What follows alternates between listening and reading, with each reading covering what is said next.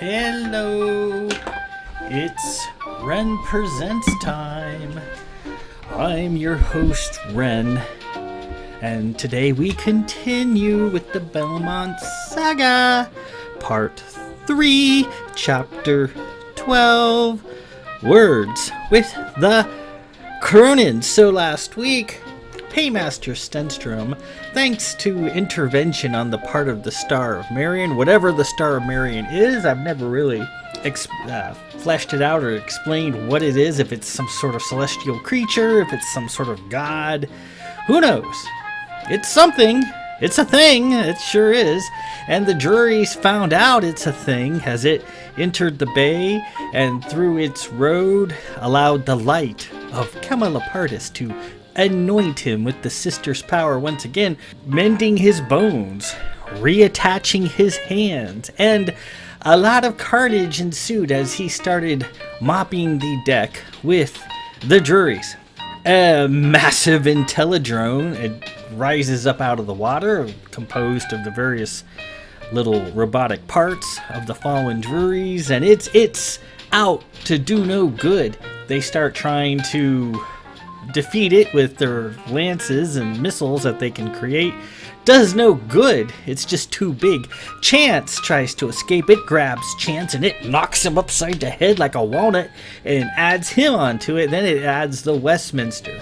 But their efforts in putting the coils from the Demophalon John into the Seeker were successful. As they light that candle, they light that bitch up.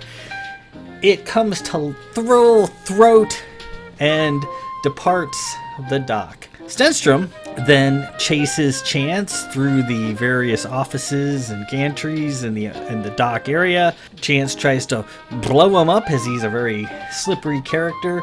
Doesn't work.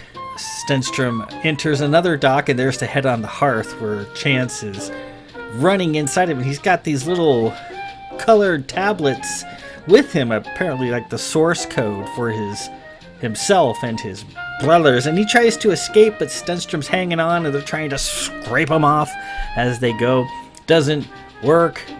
He messes up one of their engines and then into the water, up through the water, up into the surface and into the air, where he's promptly devoured by a monstrous, sharp-toothed, giant-sized Cronin. So that's where we leave off. I like this chapter a lot. I just think it worked out well, like the way I wanted it to. So let's get to it. And we are getting close to the end. This is chapter 12, and it only goes to chapter 15 or 16. There's a short epilogue, and then that's it. We'll be done with the Belmont Saga. So let's press on right now.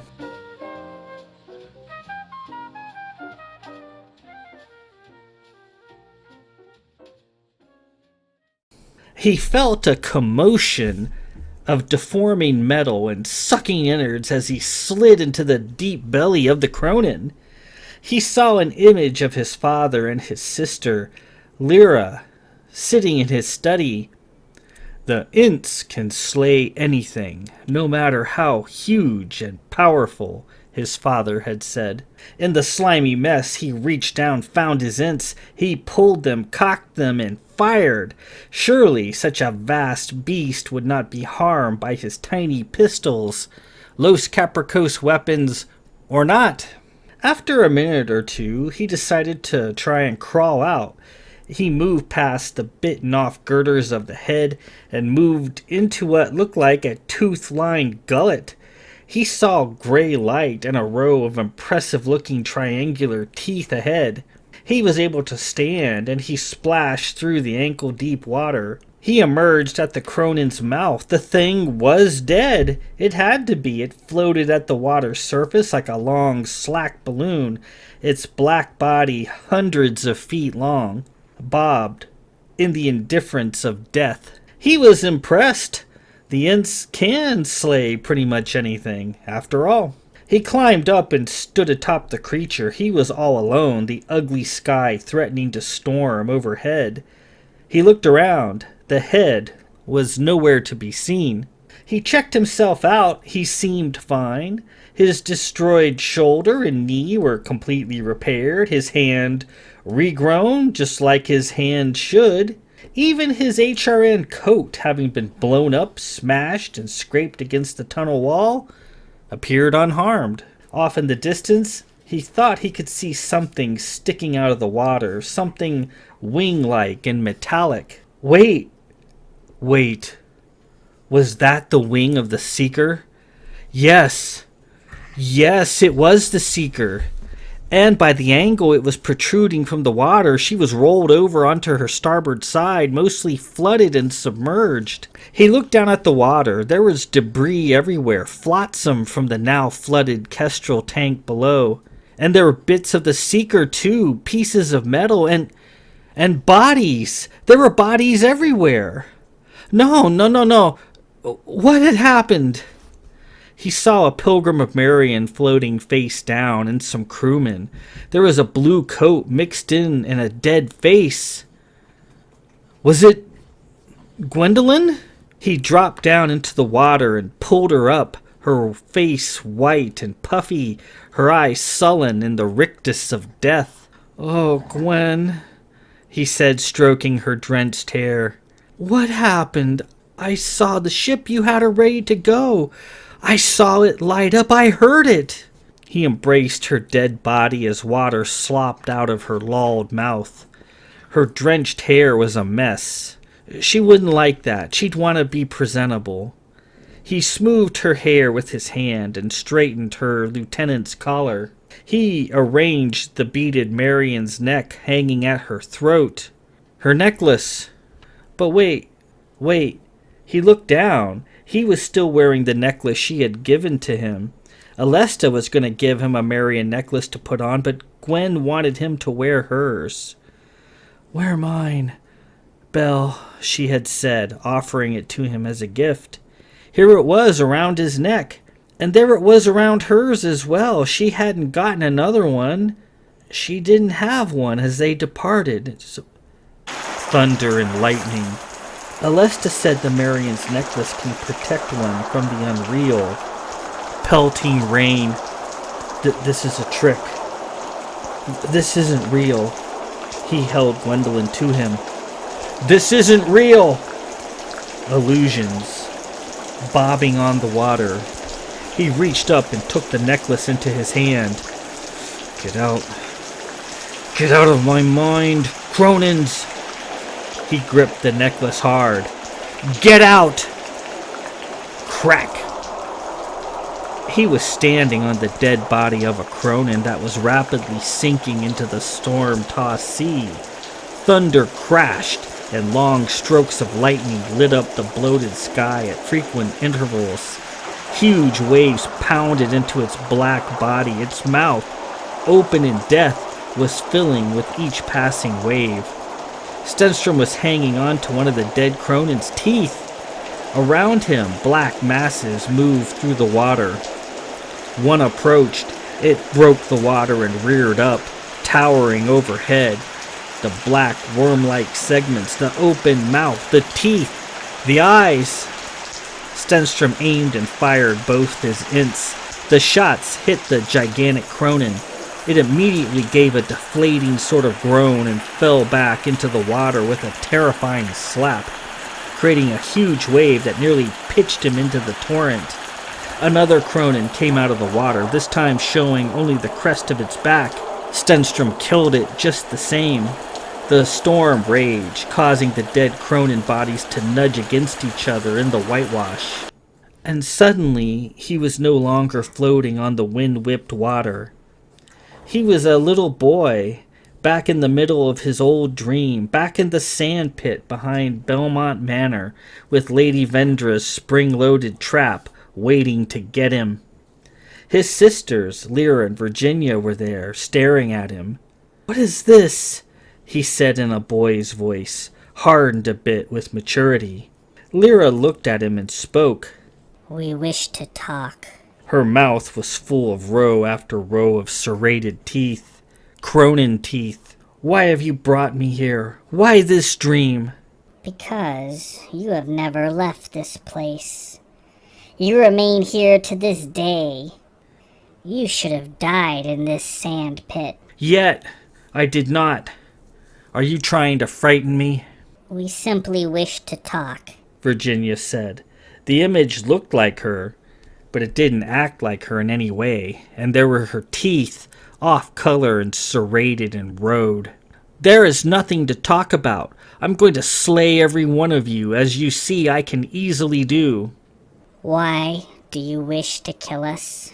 Why? Because you are evil. Look what you have done. You just tried to kill me 3 times. You were attacked. You defended yourself. We bear you no malice for that. We are not evil, and nor are we unreasonable. We live here in this place. We raise our children in the depths. We love our children. We simply wish to survive. We must eat too. Our children must eat. Do you deny any living creature the right to exist? To fairly hunt for food? Virginia said. Is this a lament you gave to Darius Jones centuries ago when he came to kill you as well? It is not a lament. It is simply the truth. It was true then, and it is true now. Darius Jones understood. Here we exist as sentient beings with bellies that need filling, just as your belly needs filling.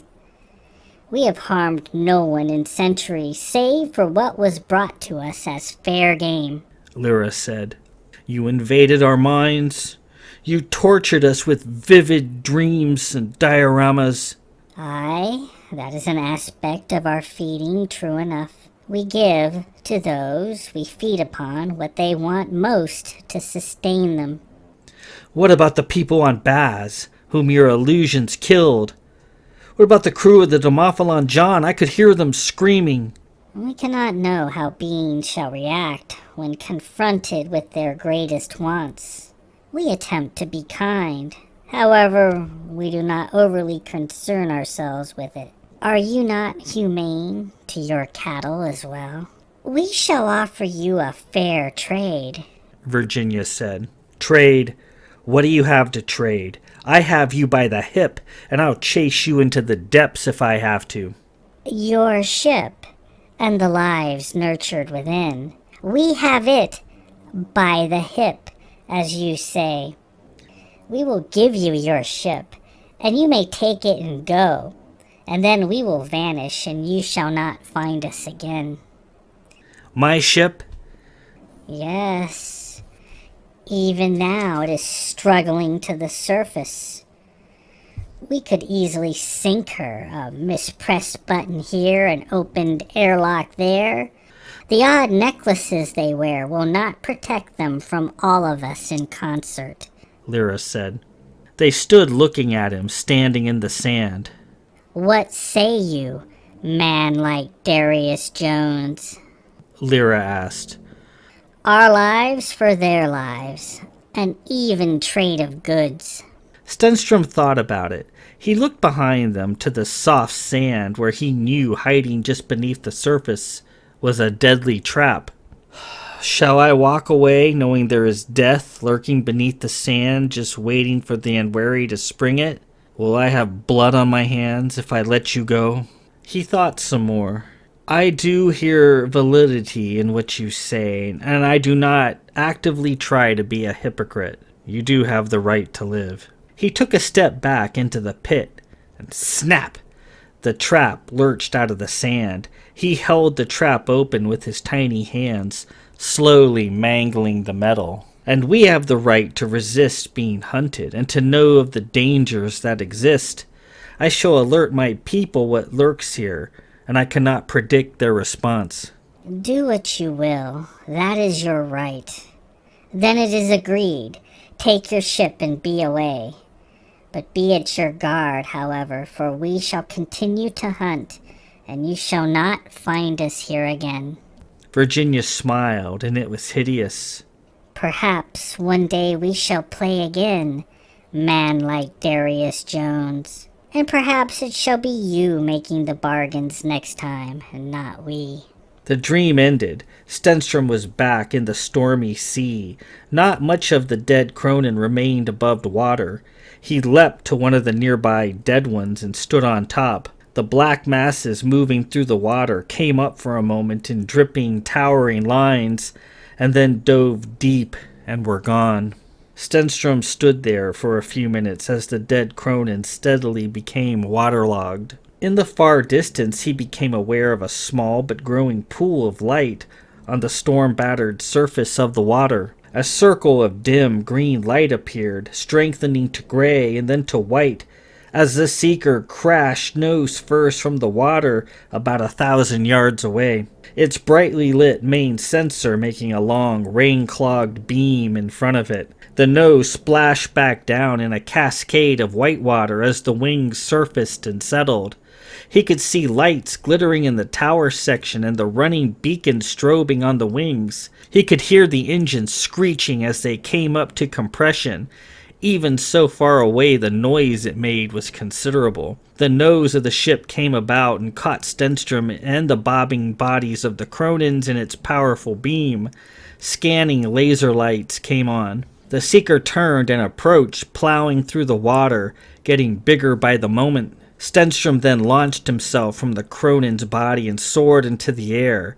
He landed on the soaked hull in the frontal section, found a hatch, and banged on it. The hatch opened a few minutes later, and there was Tara, Gwendolyn, and a few crewmen. "Elder's balls!"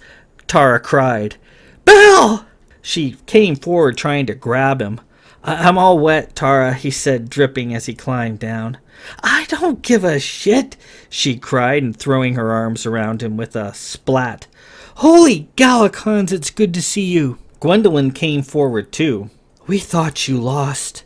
Oh, we thought you lost," she said, hugging him around the neck. She gave him a soft kiss on the cheek. "Welcome home, Belle." "You were wounded, Gwen, on the dock. Are you all right?" "I'm fine now, Belle. I'm fine." They made their way to the bridge. It was utterly strange for Stenstrom seeing lights and crewmen walking about the corridors after the lightless, silent journey they'd had so far. "Tara and I have tried to assign crew to places where they might serve best. They are not overly familiar with a stray-light vessel, but they should do fine. I'm assuming you'll be wanting to conscript them aboard at once." "Sure will.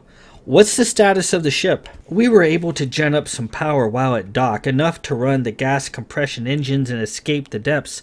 However, we still need to properly calibrate the coils." "We shall not make orbit without the coils in calibration," Gwendolyn said. "How long before we can make sail?" "About half an hour. I've several crew working on it even as we speak." "Sounds good. Go ahead and take whomever you need to help you. I'm to the bridge." Gwendolyn looked like she wanted him to follow her for a moment, then she ran off, grabbing a few crewmen along the way. Stenstrom continued to the bridge, Tara following. "How'd you get out of the docks?" he asked. "Well, it was rough, Belle. That big monster down there was ripping things up hard. It ate just about all the Druries, and then started working on the remains of the Demophalon John, pulling it down, eating it too. And then the big bastard turned on us." What happened?" "Aram drove the ship backwards out of the docking bay, smashing through a few retaining barriers along the way. The monster started chasing us through the water, but got smashed up as the place began to collapse." "That was a bad-sized monster, Belle. He's probably still down there making a mess." They got to the lift, and Stenstrom went to pry the door open. What are you doing, silly?" Tara asked as she pressed the button, and the door opened in an easy slide. "Sorry. Old habits die hard." They arrived at the bridge, and the door slid open. On the bridge was a soft layer of chatter. Aram was standing at the helm, and several crewmen were manning various sensing positions, and there were even a few Marians present lending a hand. The odd screens Lemuel had installed were still there on the missives panel, only now they were lighting up with data. Several crew were leaning over the panels trying to figure out what was being displayed. Someone stood at the comm trying to get familiar with it. Lady Alesta was sitting in the captain's chair looking back at Aram. Just like Countess Sigillus used to do. Tara walked out of the lift. "Captain on the bridge," she said proudly. All eyes turned to Stenstrom. "Creation, it's good to see you, Belle," Aram said. Aram clapped him on the shoulder. "And you. Well done getting the ship out of there in one piece, Aram. Oh, it was touch and go for a bit, but here we are.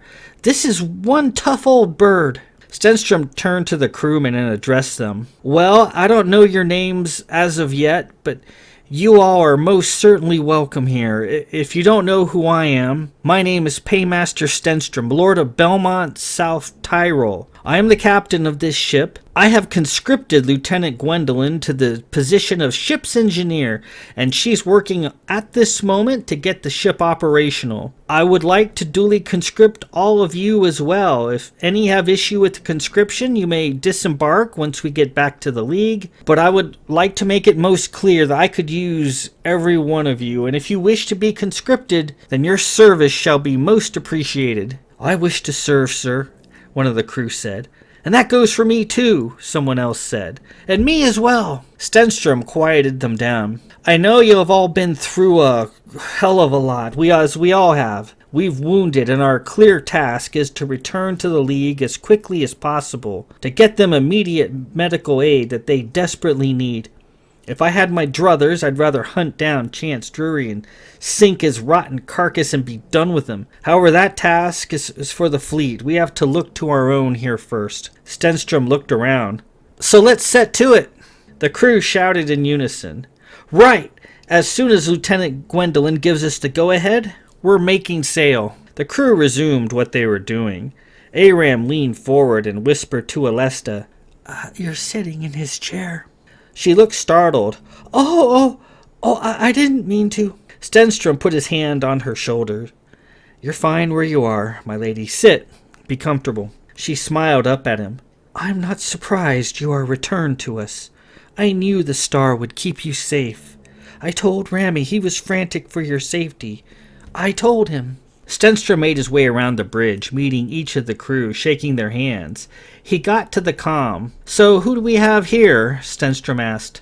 Crewman Clement, sir, the brown-headed man said, shaking his hand. This is a great pleasure, Captain.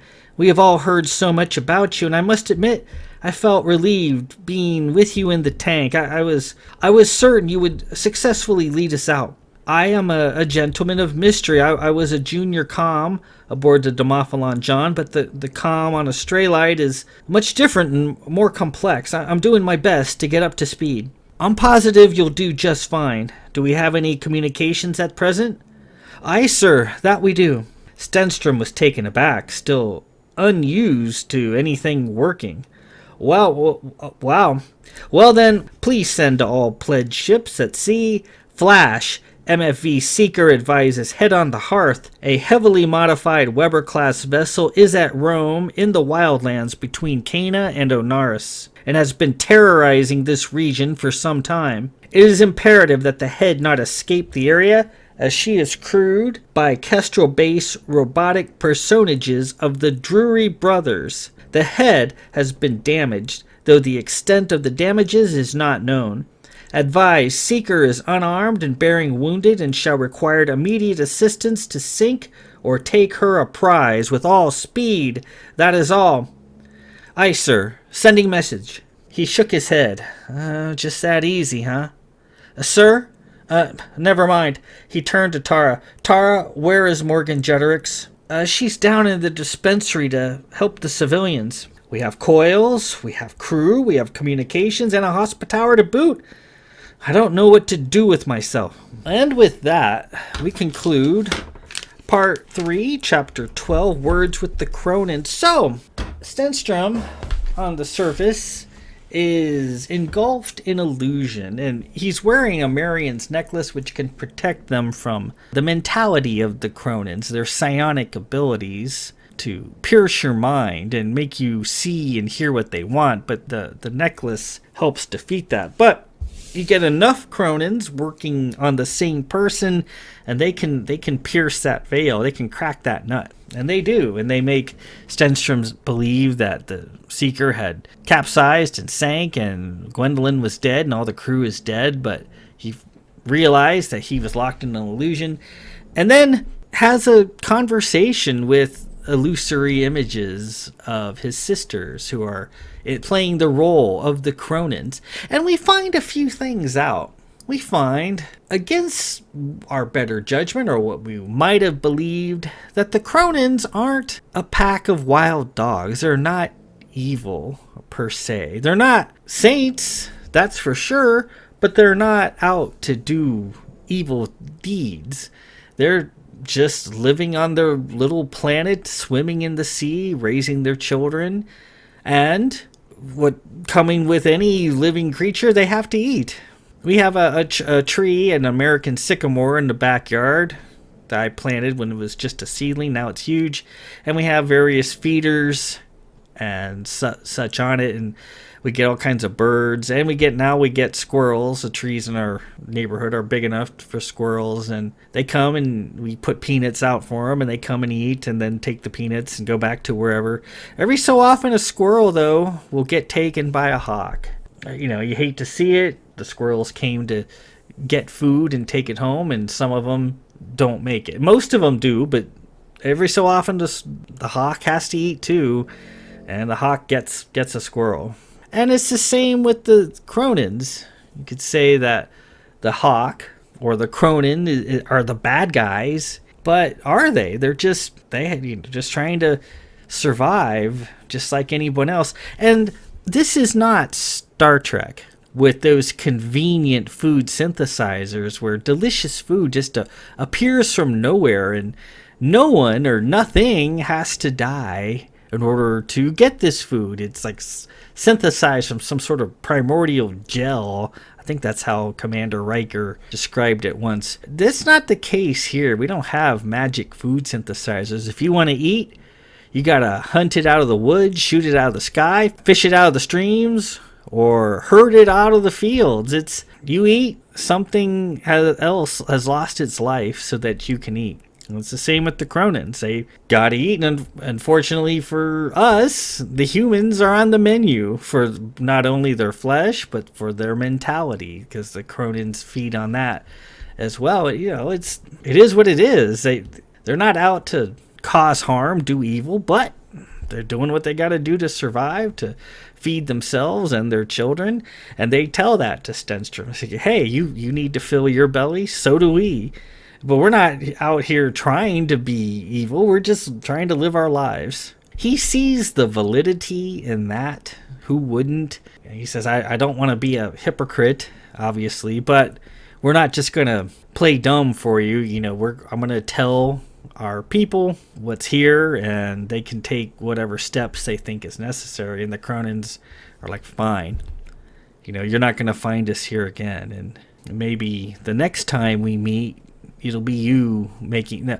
So the Cronyns say, look, okay, you got your little guns and you can kill us at your discretion, but we've got your ship, and if all of us working together, those Marion necklaces aren't going to save it. We can make them push a bad button, open a hatch, flood the ship, and it would be lost. So we'll trade your ship and the lives on it for our lives. If you just take your ship and go, take your little guns with you, and maybe we'll meet again someday. And that's where that ends. Stenstrom gets aboard the Seeker. It's actually running. The coils are actually running things. They got lights, they got communications, they got elevators, they got all the stuff they didn't have before. He doesn't know what to do with himself. The crew has been placed in spots where they can serve. They're missing a lot of equipment, but they still have enough that they can fly the ship, which is good. Stenstrom puts a call out, says, hey, we got these crazy Drury brothers and this head on the Herf ship. They're a bunch of nasty people, need to be dealt with. We have wounded and we're unarmed, so we're heading back to Cana or Onaris, whichever is closer. That's that. So next week we shall continue with this craziness. Part 3, Chapter 13, Bay 15, as it's known. And we're heading to the end. It's Chapter 13. Chapter 15 is the final one. We only got about 25 pages to go, and the book will be done. So, until next week, this is Ren Presents. I'm your host, Ren. Peace out.